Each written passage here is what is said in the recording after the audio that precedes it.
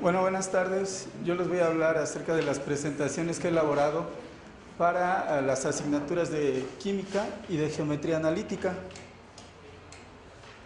Estas presentaciones las elaboré debido a que, en particular, estas dos asignaturas que yo imparto tienen una gran cantidad de contenidos. Entonces, para mí era en ocasiones un poquito difícil abordar algunos ejercicios con el tiempo suficiente. Entonces, lo que hice fue una serie de presentaciones en PowerPoint, pues para ahorrar un poco de tiempo durante la presentación de algún tema. Eso me permitió pues tener un poco más de tiempo, como les decía, para los ejercicios, para realizar algunos ejercicios. Cabe mencionar que estas presentaciones yo se las proporciono a los alumnos, ¿sí? El primer día de clase yo les digo, miren, si traen USB se los paso de una vez, si no se las doy a través del correo, o bien si quieren me dan un disco, yo se los grabo, ese no es ningún problema, ¿sí? Entonces ellos tienen como tarea imprimir estas presentaciones, ya sea con 2 diapositivas por hoja o una diapositiva por hoja, como ellos elijan.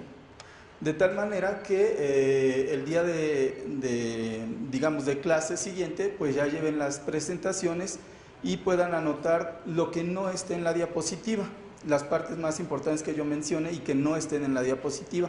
En la medida de lo posible, en las diapositivas traté de no poner mucho texto, porque no es el objeto de estarlo leyendo, sino nada más utilizarla como un apoyo para en ocasiones algún dibujo o algún esquema, una fotografía, no sé, ¿sí? Ese fue principalmente el objetivo.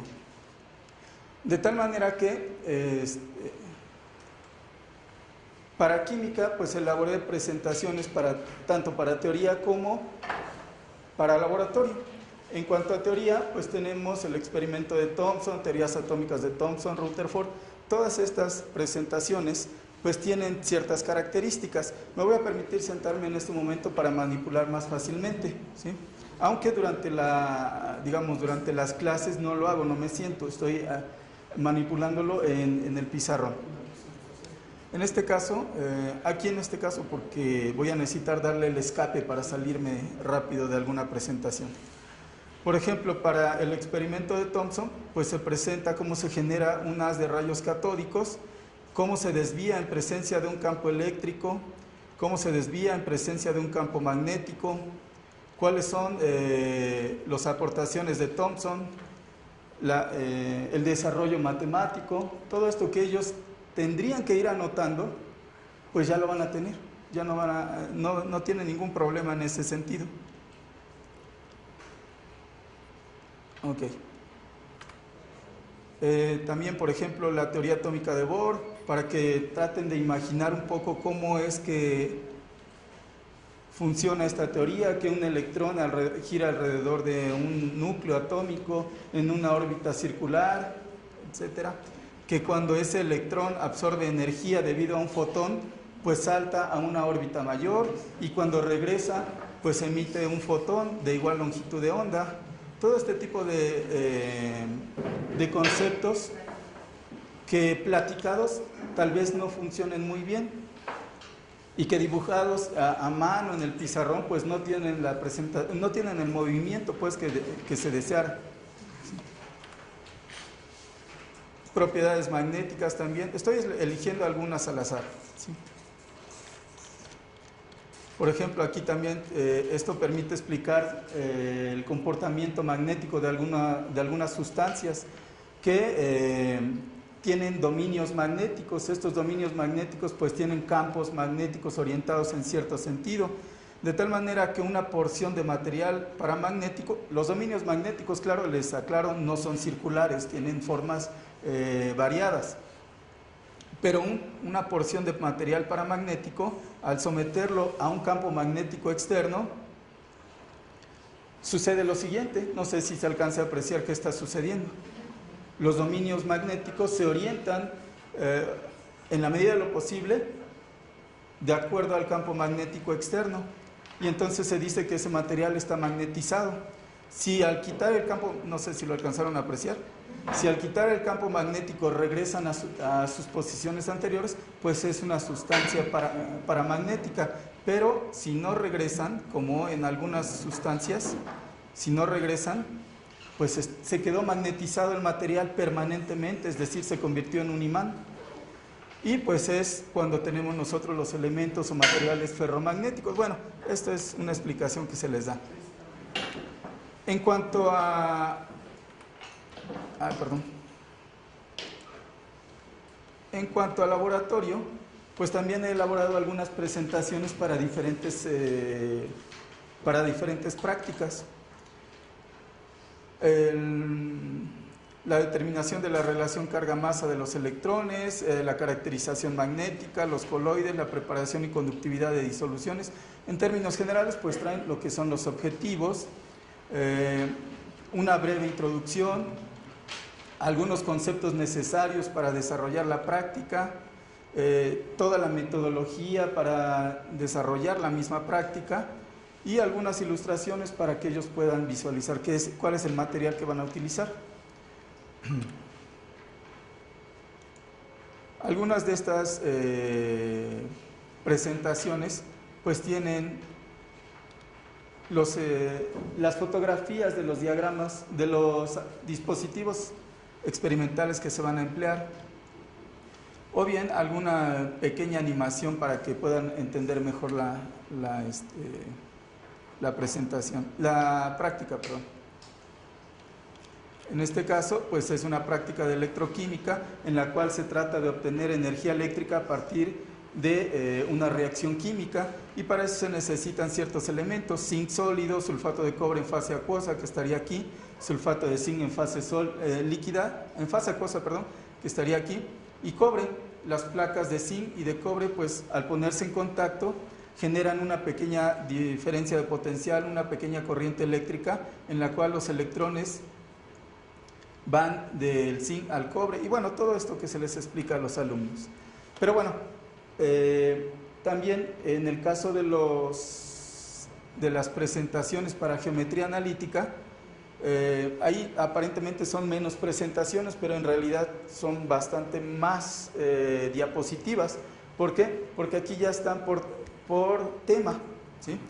Ahí alcanzarán ustedes a ver lo que son los antecedentes de trigonometría y antecedentes de geometría analítica plana, lo que anteriormente estaba en el programa de la asignatura.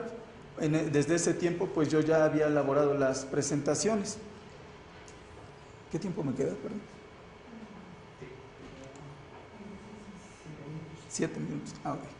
Bueno, traen lo que antes era el objetivo del tema, todo el planteamiento, cómo se generan las funciones trigonométricas, todo lo antecedente de trigonometría que yo les proporciono a los alumnos, como les decía, desde la primera sesión, y entonces ellos pueden saber qué es lo que necesitan de trigonometría, ¿sí? Todas las identidades trigonométricas. Bueno, ya no voy a profundizar más en esto. Lo que vienen a hacer también algunos ejercicios, la ley de senos, la ley de ejercicios también, ley de cosenos, etc. ¿Sí? En antecedentes de geometría analítica plana, pues más bien son de lo que antes llamábamos el tema de cónicas. Y pues tenía todos estos subtemas, ¿sí? Para hablarles de simetrías, simetría de puntos, algunos ejercicios, qué es un lugar geométrico, qué es una recta, cómo se genera una recta, cuál es la inclinación, el ángulo, todo esto pues ya lo tienen los alumnos y es base para poder abordar el tema en el programa actual, ¿sí? También están las ecuaciones de las curvas cónicas, cómo se generan las cónicas, una circunferencia, cómo se genera.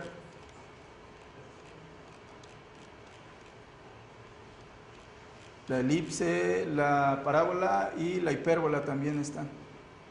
Bueno, Nos encontramos ahí con que algunas diapositivas no están en el orden adecuado, pero es porque ya no las actualicé desde aquel entonces, debido a que quitaron el programa, quitaron del programa este tema, ¿sí? Pero bueno, más adelante hablaré un poquito de esto. Ahí está cómo se genera la parábola. Y pues al juntar todos los puntos, pues ya tenemos lo que es la parábola. Lo que más me llevó tiempo de la geometría analítica, pues fue la parte de álgebra vectorial y de recta y plano, ¿sí? En álgebra vectorial, pues ya tenemos, está completo el tema, ya tiene todos estos subtemas están en la presentación, ¿sí? Desde el sistema cartesiano de 3 dimensiones, hasta cantidades escalares, el segmento dirigido, vector como una terna ordenada, etcétera. Todo hasta cierto punto con algunas pequeñas animaciones que no se alcanzan a ver en este momento porque voy muy rápido, pero sí están algunas de ellas pues animadas. Lo que más le llama la atención a los alumnos en ocasiones es el producto de un escalar por un vector que pues van viendo cómo crece, cómo aumenta el tamaño del vector o cómo cambia el sentido del vector, ¿no? Entonces aquí, por ejemplo, lo que les explico es que si tenemos un vector A y tenemos un escalar mayor de 1, lo que va a suceder al multiplicar el vector por el escalar, pues es que el vector va a crecer, pero va a mantener su dirección y su sentido. Y bueno, así por el estilo para cada uno de los subtemas, sus propiedades también, los vectores unitarios I, J, K, algunos ejercicios